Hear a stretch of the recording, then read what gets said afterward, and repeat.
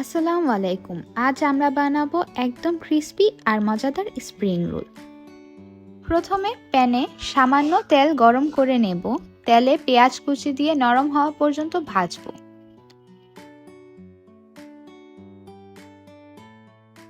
পেঁয়াজটা নরম হয়ে আসলে আমরা ফেটানো ডিম ঢেলে দ্রুত নেড়ে নিব।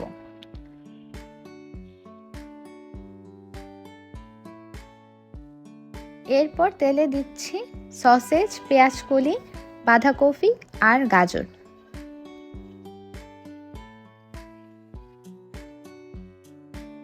এরপর কিছুক্ষণের জন্য নাড়াচাড়া করে ভাজা হলে কালো গোলমরিচের গুঁড়ো আর স্বাদ মতো লবণ দিয়ে আমরা আরও কিছুক্ষণ ভাজব।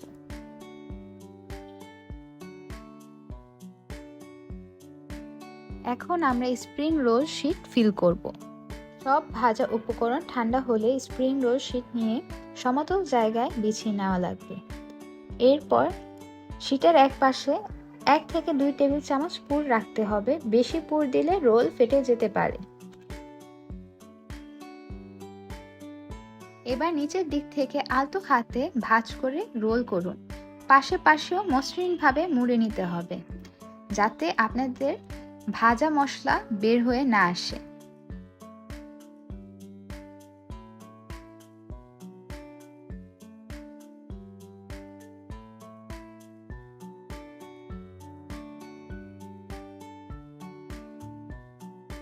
রোলগুলো সুন্দরভাবে মুড়ে নিয়েছি আমি।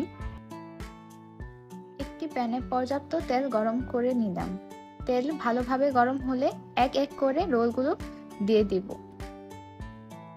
মাঝারি আঁচে ধীরে ধীরে ভেজে নিতে হবে রোলগুলো, যাতে বাইরের অংশ সোনালী ও ক্রিস্পি হয় আর ভিতরের পুর নরম ও ভরপুর থাকে।